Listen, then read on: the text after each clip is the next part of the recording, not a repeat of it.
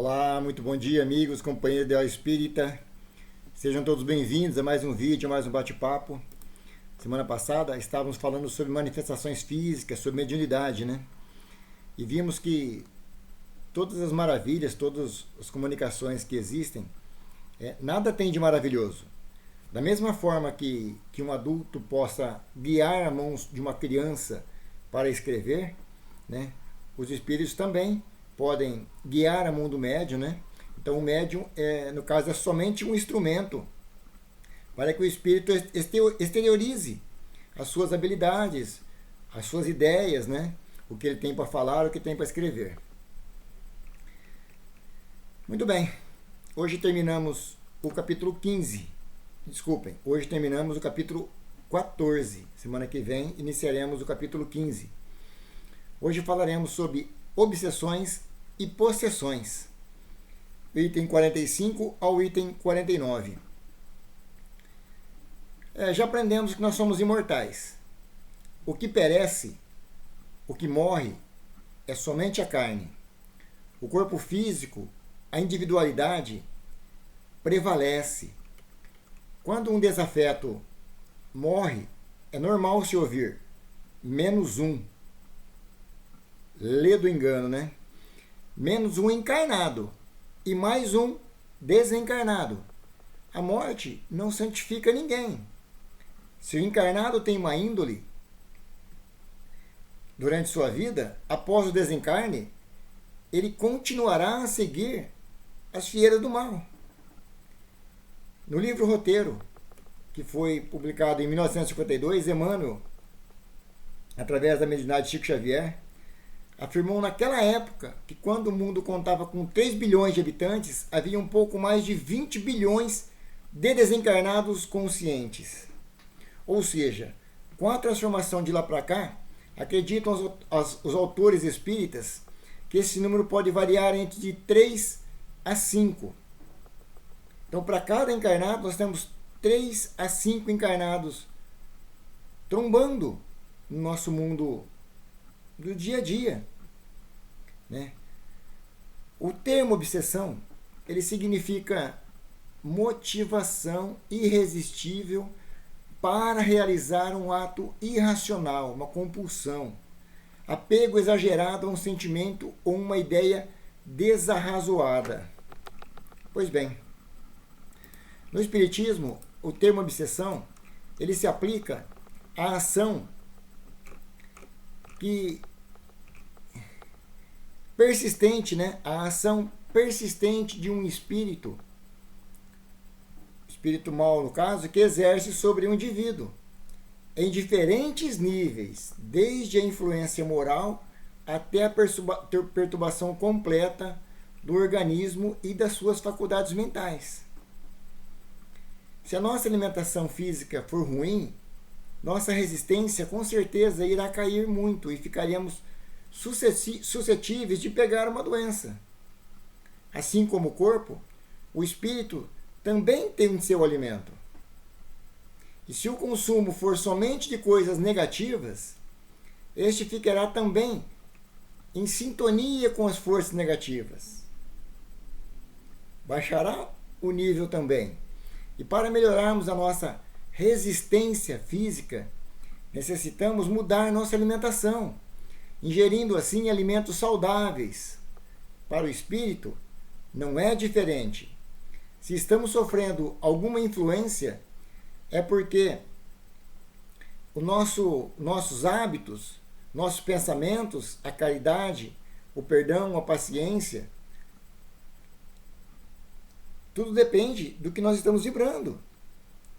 Né? E como eu falei, a caridade, o perdão e a paciência, eles são alimentos que irão nos proporcionar essa mudança, a nossa elevação de sintonia, a nossa elevação espiritual, a ponto de não ouvirmos mais os espíritos inferiores e passaremos sim a ouvir nosso espírito protetor, nosso anjo de guarda. Nós temos um espírito protetor sim, nosso anjo de guarda. O ódio e o rancor é a maior causa da obsessão. Não acreditando na justiça, o obsessor quer executá-la pelas próprias mãos ou por sua vontade, né? E quanto mais o laço se estreitar, mais o obsessor terá como empregá-la com um fluido pernicioso. Cabe aqui uma informação de extrema importância. No Espiritismo, não existe exorcismo. Isto é, retirar aquele que o atormenta e mandar embora, com expulsão, né? No Espiritismo, não há essa expulsão. Esse elo só irá se romper somente com o amor. Somente o amor vence o ódio. Obsidiado e obsessor, ambos merecem o nosso amor, o nosso carinho e nosso respeito. Ajudando um, pode ter certeza, imediatamente você ajudará o outro. A prática do perdão não se restringe apenas aos encarnados. É bênção, libertação. Se no caso o obsessor for convencido a perdoar, acreditar na justiça divina e a lei de plantio e colheita, né? Se ele deixar que o que os outros fizeram de mal para ele, que ele possa acreditar na justiça que os outros também vai colher mais cedo ou mais tarde, esse elo irá se desfazer. Então, encarnadas e encarnados estarão livres para continuar a sua evolução. Para tanto, existem as reuniões mediúnicas, né, nos centros espíritas, que são exclusivas para os médiuns do centro, onde com muito amor eles são atendidos. Os desencarnados, né? E como dissemos, tem vários tipos de obsessão. E é importante ressaltar que o espírito inferior, ele não é ignorante. Muita gente acha que o espírito inferior é ignorante. Ele não é. Tem muito espírito inferior que é altamente inteligente, que é altamente conhecedor das leis. Não é porque ele tem tomado as fieras do mal, é que ele não tem conhecimento. Eles sabem onde podem influenciar. E pouco a pouco, eles vão domando aquele ser que se sintoniza com ele, né? Um exemplo é o de autoafirmação. O desencarnado fica atormentando o encarnado e o próprio encarnado fica fascinado, achando que ele está certo em tudo e todos à sua volta estão errados. E o desencarnado, ele atua sobre esse ponto. Você é o cara, você faz tudo certo, você está certo, as outras pessoas estão erradas.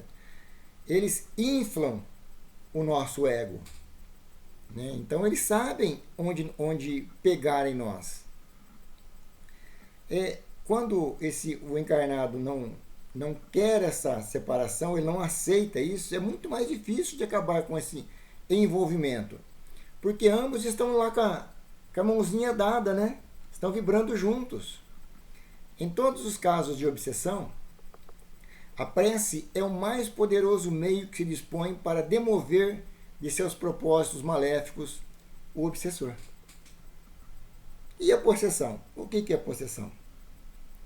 É a ação que um espírito exerce sobre o indivíduo encarnado, substituindo-o temporariamente em seu próprio corpo material. Esta ação não é permanente, considerando que a união molecular do espírito ao corpo opera-se somente no momento da concepção. Então, a possessão não é como a obsessão, que ela fica importunando às vezes 24 horas. Essa possessão é momentânea. Vejam bem, a obsessão é o processo é contínuo. Já na possessão, esse processo é passageiro. Tem alguns tipos de mediunidade que permite que na possessão o espírito comunicante consiga exteriorizar o seu pensamento, as suas habilidades de maneira mais eficaz. Ele passa mais fácil pelo filtro do encarnado.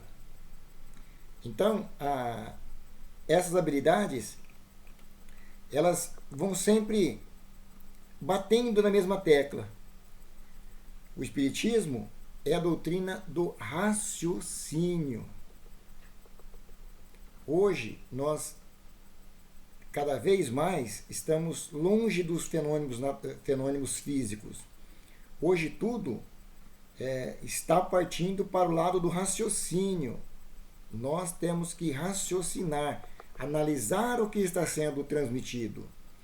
E é natural que esses fenômenos não sejam frequentes. Cada vez mais eles vão escasseando. E na obsessão não, né? Há sempre um espírito inferior tentando causar mal a alguém. Na possessão, não. O fenômeno pode ser um espírito bom, que toma iniciativa para fins apropriados, como falei da mediunidade, sem prejuízo do encarnado. Mas o encarnado, em certos momentos, ele pode dar vazão a um espírito inferior. E aí ele pode passar por maus lençóis, né? Ele pode complicar se ele não resistir, se ele não tiver conhecimento. A fala, a ação, ele passa pela vontade do espírito. Ele acaba por falar e agir de modo em sã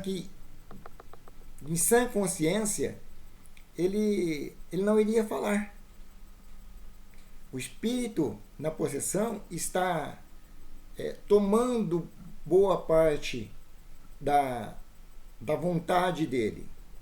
Então, como eu falei, na possessão, o filtro do médium funciona menos. Então,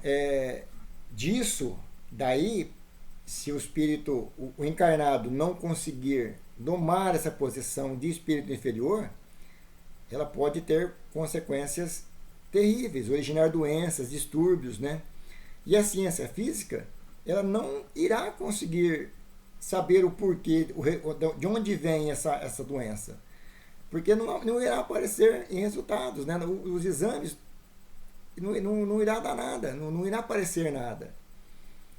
Então, somente a oração e o amor poderá romper esses laços. Sem exorcismos, pedimos.